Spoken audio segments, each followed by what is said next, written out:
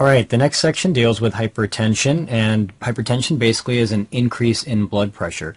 Now, it's important to recall that when we have hypertension, that can involve either the pulmonary circuit or the systemic circuit, so we have two independent circuits in the body, and either one can develop high blood pressure.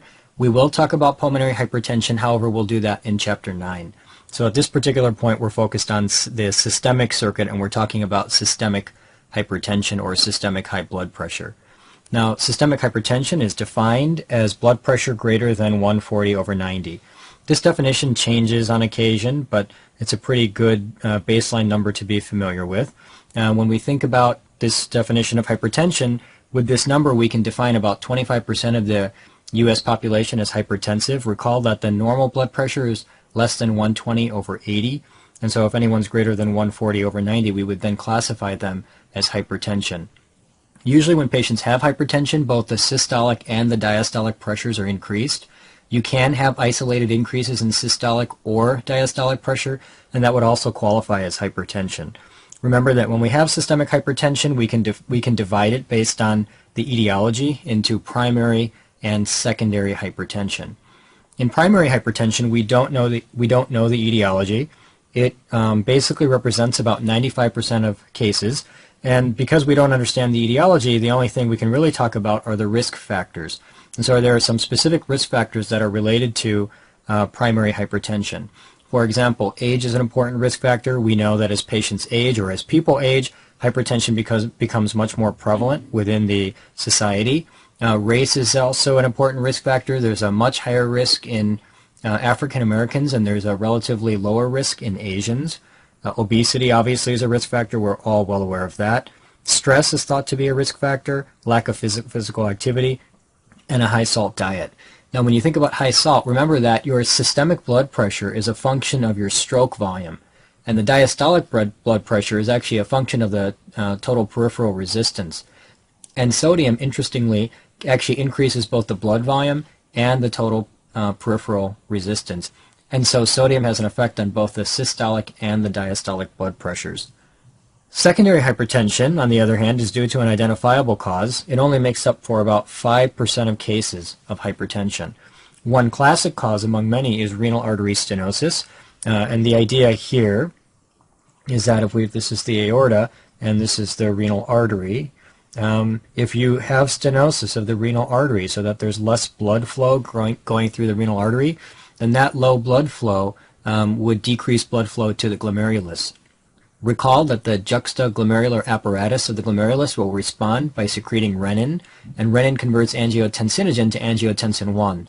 Of course, angiotensin 1 then goes to the vasculature of the lung and gets converted to angiotensin 2 by angiotensin converting enzyme. Angiotensin 2 does two things to raise the blood pressure, so it's kind of conveniently named.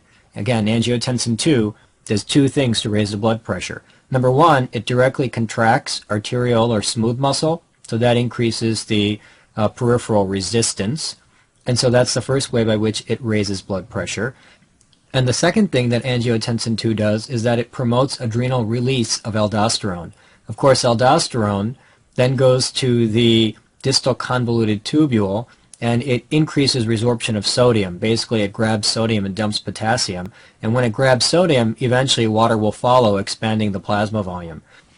So angiotensin 2 raises the blood pressure by directly contracting arteriole or smooth muscle and by promoting release of aldosterone from the adrenal, which will then grab sodium from the distal convoluted tubule and eventually expand the plasma volume.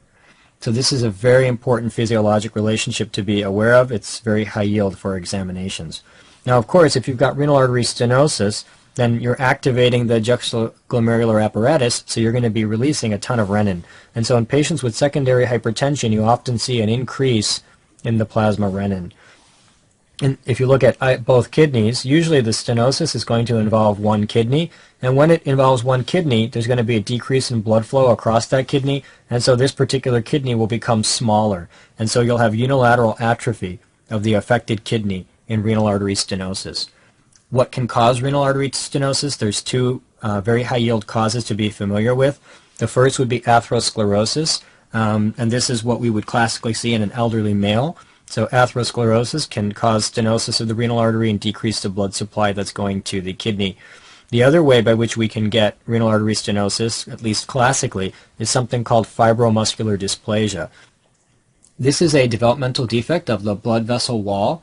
It results in irregular thickening of large and medium-sized arteries, especially the renal artery, and it's classically seen in young females. So renal artery stenosis in an elderly male, you think about atherosclerosis, and renal artery stenosis in a young female, you think about fibromuscular dysplasia. Now we can separately classify hypertension as benign or malignant as well. So this would be another way to look at hypertension. In benign hypertension, we have a mild or moderate elevation in blood pressure, and most cases of hypertension are actually benign. This is clinically silent, and it damages vessels and organs over time, and we'll discuss some of that damage as we move forward in this particular chapter. Malignant hypertension, on the other hand, is a severe increase in blood pressure, characteristically greater than 200 over 120, and this can arise in one of two ways. It can either arise in a patient who has pre-existing benign hypertension. For example, the patient's got some long-standing hypertension and all of a sudden develops malignant hypertension. But it can also arise de novo, in that the patient doesn't even have to have a history of hypertension. They can simply present with malignant hypertension. Patients with malignant hypertension are going to present with acute end organ damage, classically with acute renal failure, headache, and papilledema, and of course this is a medical emergency. Now remember that patients who have severe hypertension, they can develop fibrinoid necrosis of the blood vessel wall, and we talked about that in Chapter 1. So that concludes our discussion on hypertension.